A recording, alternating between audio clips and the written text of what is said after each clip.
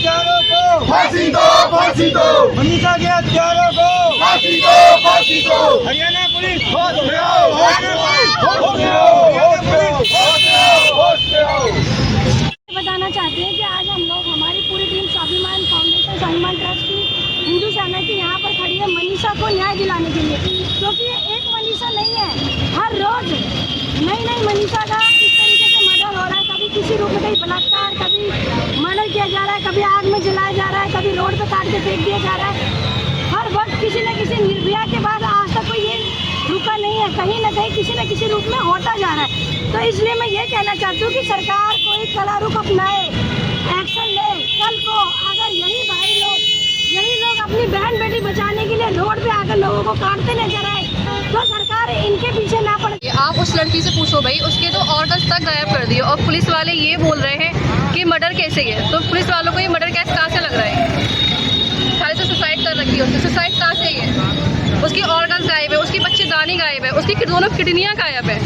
अगर वो सुसाइड करती है अपना, तो वो अपने हाथ की नस काट लो आप। बहन जी, मैं तो चाहता हूँ जो हरियाणा में हुआ है ना, कि जो भी अपराधी है उनको फांसी दी जाए और ये संदेश दिया जाए कि आगे से कभी भी हमारी बहन बेटियों के साथ ऐसा ना हो, क्योंकि उनको एक कड़ा संदेश मिलना चाहिए। क्योंकि जो हमारी बहन मनीषा के साथ हुआ हरियाणा में, वो हर स्टेट हर जगह होता है, पर एक अपराधियों को इतनी कड़ी सजा मिलनी चाहिए कि उनके ऐसा हो कि किसी बहन बेटी के साथ ऐसा कभी ना हो, कभी कोई सोचे भी ना।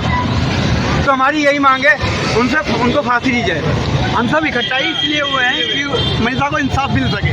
वरना हम अगर एक को इंसाफ नहीं मिलेगा तो ये काम आगे बढ़ता ही रहेगा, और एक को इंसाफ मिल जाएगा तो ये काम जरूर रुक जाएगा। फिर इसीलिए इकट्ठा हुए हैं हम सब। तो अपने लड़के पढ़ते हैं, लड़कियां पढ़ती हैं, इसमें जागरूक उनको स्कूल से ही करना चाहिए। उससे क्या होगा, उनके अंदर स्कूल से हम जैसे कहते हैं बचपन से हम उनके अंदर अगर गुण डालेंगे तो उनके अंदर वो हमेशा जागरूक रहेंगे और समाज में एक अच्छे नागरिक का वो जीवन भी जिएंगे और दूसरे को भी सम्मान से जीने देंगे। इसके लिए सरकार को ऐसा करना चाहिए।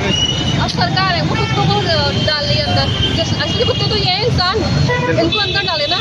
जानवर तो भेड़िए तो ये शुरू में ये चुपे पड़े, पता नहीं कहाँ सकते हैं, कहाँ से क्या कर देते समझ में नहीं आता। उसने भेड़िए की तरफ करके तो नोचा है उसने।